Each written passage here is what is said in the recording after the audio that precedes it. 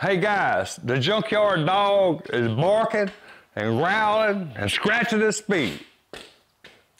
It's a beautiful thing. So I know you want to stick around here at Run. Don't go nowhere, you don't want to miss it. You just don't. After some highly classified scientific rat rod calculations and some expert wiring, I think it's ready to fire up. See, we got water. Well water. No, it's not well water. It's city water in the radiator. That ought to work. Blow the air pressure. Got 5 gallons of gas in it. Blow a little air pressure in the tank. Go ahead and push some gas up in the carburetor. So it's got gas in it. Got a wire going to the distributor with an alligator clip on the end of it to hook to the battery to get juice to the distributor. Engine's got oil in it. Done spun it over, got oil pressure build up and all that stuff before we even set the engine in the chassis, so that's good. And we know the starter works. I got probably 10 quarts of transmission fluid in it, which is probably not going to be enough, but hopefully it's enough to run it. Got the headers open. Going to run it with the headers open first. Got the back tires off the ground. On some jack stands. Got the transmission in the park. Man, I think we're ready to make some fire in the hole. So you guys in the know that when you build an engine, you got all the parts oiled up and everything, and you crank it up for the very first time because it's got oil in it, cylinders on the pistons and all that good stuff. It should shoot some blue smoke out the exhaust for a little bit. I mean, if it don't, something's wrong. And if it keeps shooting blue smoke out, white smoke, whatever, for a long time, then you got a problem. Got my oil pressure gauge mounted, really tight. Temperature gauge mounted really tight. Got it stuck down in there like that.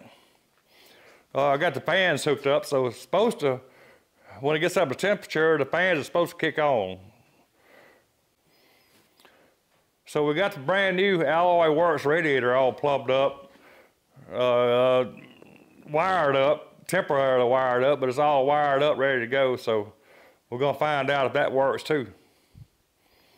Hey, Bob, you gonna fire that Junkyard dog truck up today or no? All right, here we go. Hit it.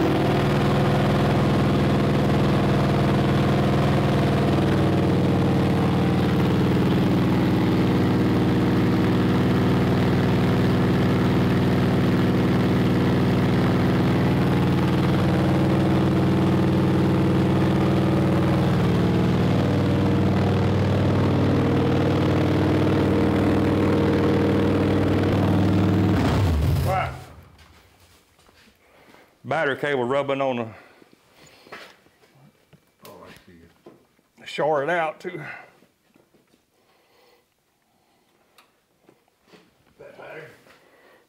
So I got that big red battery cable, you probably see it back there, coming from the starter over to the battery.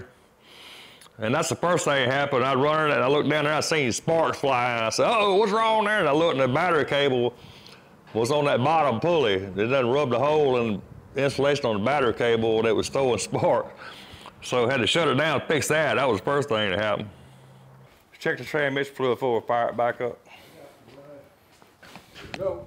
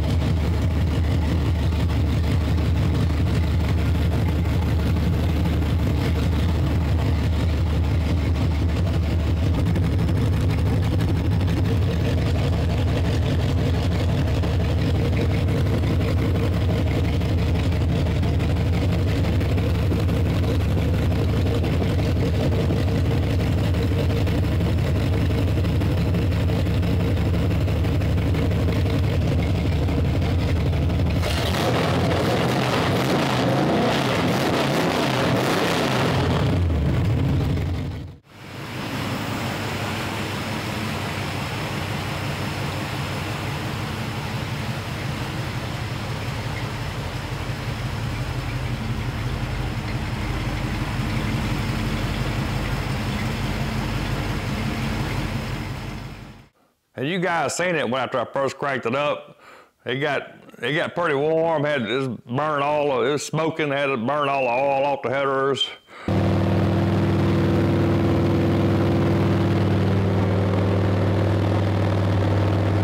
Then it got that burnt off, then it was burning the paint off, more smoke.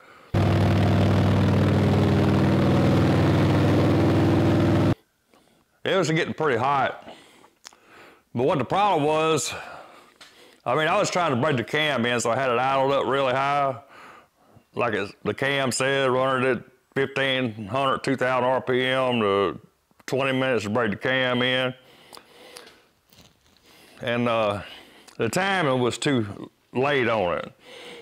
And I didn't have the distributor turn, it was hitting over here, I couldn't go no further advance.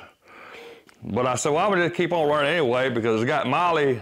I got the high dollar Molly rings in it, and they say it's hard to break them in, and it's better to get the engine really hot, break them in. So I said, well, it get hot, let them break in. And then it got really hot. Water started boiling up out of the radiator, and I said, oh, I need to shut it down. So I pulled the alligator clip off the battery, shut it down, and then this happened.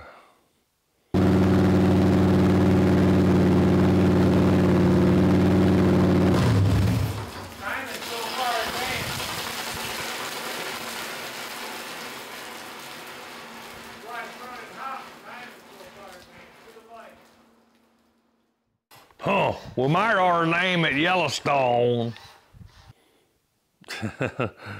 Yeah, that was a sight for sore eyes right there. See that happening. But yeah, it's fine now.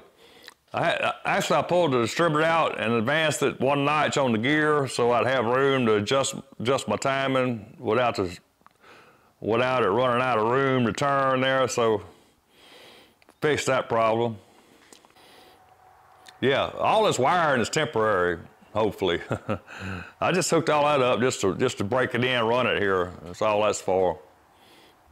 I had one of my fans from down the road, Don Catherman, the same guy that had the red big block here in the shop a few videos back. Yeah, I think Don was more excited than I was about firing it up for the first time. He called me and said, I want to be there when you fire it up first time. So he was here helping me pull wrenches to get everything wired up, hooked up, all that good stuff to fire it up. So yeah, appreciate it, Don. Yeah, after I got it broke in and all, had it sitting here running, idling. At normal temperature, like 190 degrees, it was idling at 40 pounds of pressure. Perfect. I'm talking about constant 40. And when you speed it up, it go up to 50. And yeah, it was doing fine. It was sitting here idling at 40 pounds and we was looking at everything. So I looked at the oil pressure gauge and it was bouncing off of 0 right there. I said, uh-oh, something wrong. And Don, he was standing on the other side over there. He said, oh, shut it off, shut it off, shut it off. So I pulled the alligator clip off the battery, shut the engine off. And what happened was that plastic line going to the oil pressure gauge, I guess it got too hot or whatever, but it was an old line anyway. It split and it was squirting oil everywhere. So it got oil all over. So it shouldn't have no rust on the front of the chassis now. It's all down pretty good. At least it didn't squirt oil in my face like Charlotte did when I first started it up. It's got this, the small block had the oil center back here, the oil line coming up, going into the dash. And I was standing on the side here with it running, throttling it up and everything. And all of a sudden it started squirting oil in my face. Man, that was a bad scene. Anyway, I fixed that. Then I got on a road testing Charlotte, road test, and I got about a half a mile from home coming back. And man, oil started squirting up on the windshield. I said, oh, I know exactly what that is. So I pulled over and I didn't have no tools to fix nothing in the car. So I got out of the car, got over on the side of the road and found me a green sapling stick. And stuck it down. I broke that plastic line off and drove that stick down in that hole and that oil cinder fitting and drove it back to the house like that with a stick stuck in there. Yeah, but anyway, you'd think after all that and that plastic line blowed, I said, no, I ain't doing that no more. I'll put a copper line on it. But no. Go back with a new plastic line. So that's why I got a new plastic line on it. But anyway, that's just temporary because I got electric gauges. It's gonna have electric oil gauge and electric temp gauge. So I'm gonna put the electric cylinder in it when I do the gauges in the dash. So this is just temporary. But no, I definitely wouldn't run a plastic line no more, except for just testing the motor out. But yeah, I got all, here's, you see all the oil on the floor. It probably spit out a half a quart, 3/4 of a quart of oil before we found the problem. So after I got the engine warmed up really hot, and I figured it was broke in, the cam was broke in, run 15, 20 minutes maybe. Like I said, I pulled the distributor up and advanced it 1 tooth on the gear, and so I could time it. I timed it by ear, actually. I ain't put a timing light on it yet. And adjusted done some adjustments on the carburetor, get it kind of dialed in. But now, since I got it broke in and I got it dialed down, it runs good, actually. Now I can put the timing light on it and put a vacuum gauge on it and dial in that carburetor and the time and get all that perfect. And she'll be fine. And of course I had the rear end up on jack stands. I got the drive shaft in, everything. All in the transmission. I got my shift knob on it, vice grips. And I finally got it broke in and got it where that idle now, let it sit there idling, put the transmission in gear. Reverse works fine. Put it in low, works fine. Put it in second, it shifts to second. Put it in third, speed the motor up, it shifts into third. So the transmission works fine. So most of you guys already know I got videos of me building this engine and transmission. You know, transmission, engine build for dummies. Even a redneck can do it. And I got a lot of negative comments on the engine building and the transmission building. Oh, that ain't gonna never work. Yeah, you could tear one down, but can you put it together? All right, well, this video's for you guys. The engine runs fine, transmission works fine. So what say you? Yeah, for all you naysayers, I mean, you go to my channel and go back a few videos and you see me building the engine and you see me building the transmission.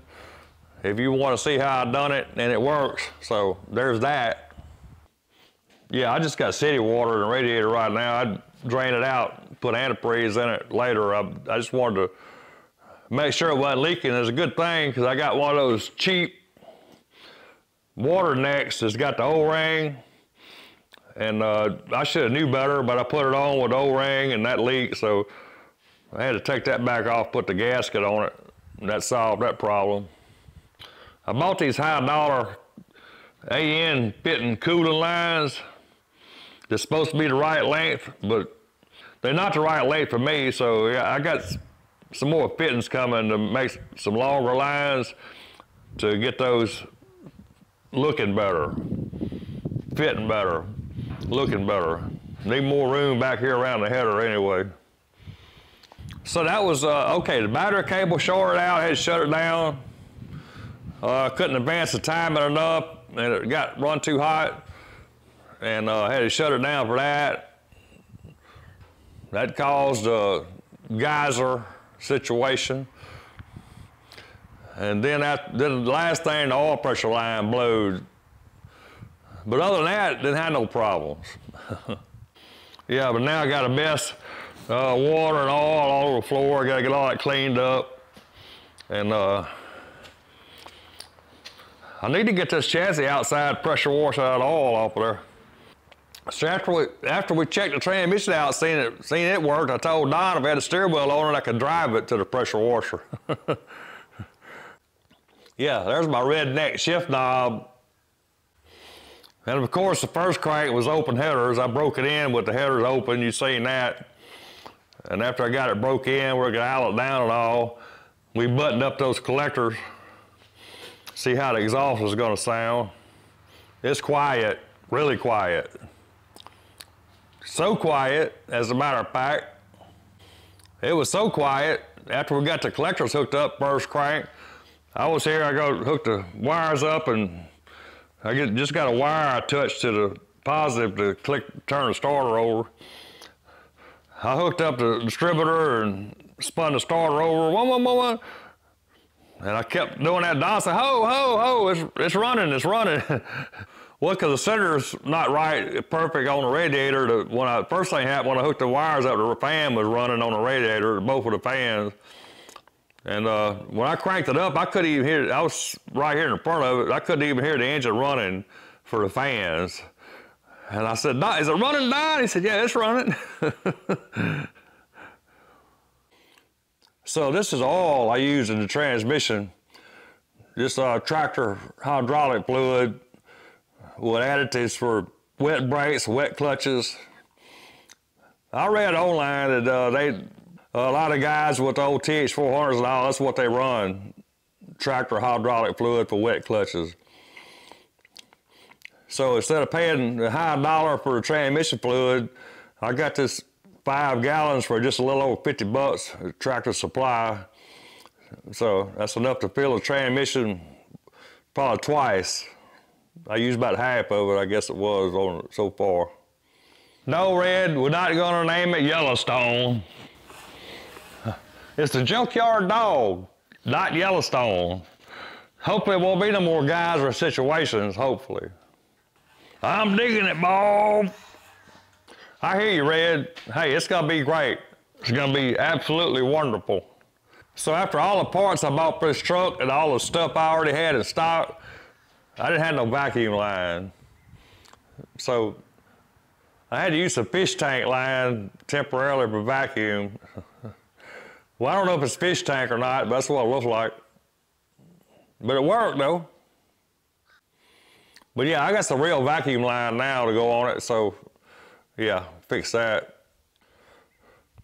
Needless to say, the fuel pressure gauge is not working.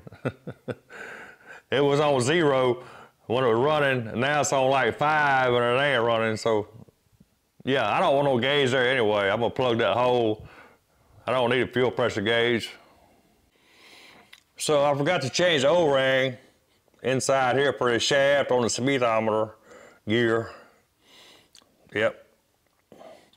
But anyway, that's what the color of the transmission oil is. Clear, it's clear oil. Hydraulic fluid.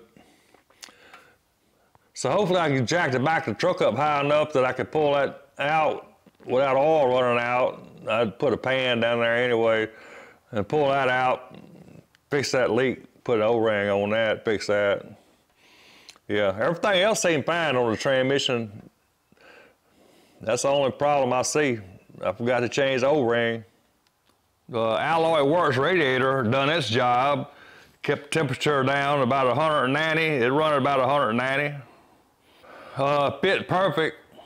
I had to get the 4-core rubber mounts, top and bottom, but it fit perfect with those. The only thing that didn't fit, the bottom radiator hose. A stock hose for the C10. This end was too little to fit on that big neck.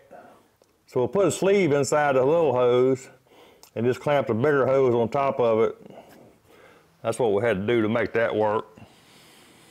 Also, the temp sender to turn the fans on and off. You know, when it gets hot, it turns it on. When it cools down, it turns it off.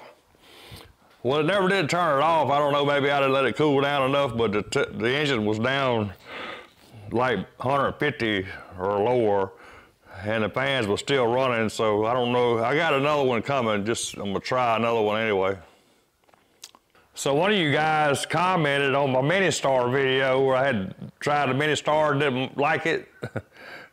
One of you guys commented, hey, you ain't learned anything from DD Speed Shop yet buying them cheap parts. But anyway, I got a successful break-in, so you can't compare me to DD Speed Shop on that. Hey, I love the guy though. I watch him, he's cool. DD Speed Shop gets a thumbs up from me. Yeah, Bad Chad gets a thumbs up too. I mean, I don't agree with some of his projects, but hey, I learned a lot of stuff from him about how to work metal, so there's that. I mean, all of us YouTube guys can learn from each other. I mean, there ain't nobody knows everything. So I like to watch all those guys. Yeah, a lot of you guys say, watch this and watch that. Well, I watch them all. I like to watch everybody and see how they do things, and you learn from everybody. I mean, you don't know everything. You might think you do, but you don't. So yeah, that's what I call a successful first crank break-in. Might have had a few hiccups along the way, but we got her done. And the bottom line is, it runs like a junkyard dog. I would say purrs like a kitten, but no. It growls like a junkyard dog. I know some of you guys say, oh, you be driving it in a week. Man, I got a lot of work left to do, a lot of work. I probably won't even get it by the end of the year. I thought I might get it by Christmas, but I don't think so. It's gonna be next year, probably. A lot of work to do, buddy, a lot of work. And what was really surprising to me is, didn't have no exhaust leaks. Even though Red welded it up. He done good though, no leaks nowhere. Yeah, I mean, you clearly see Red welded that. That wasn't me. That's some of Red work right there.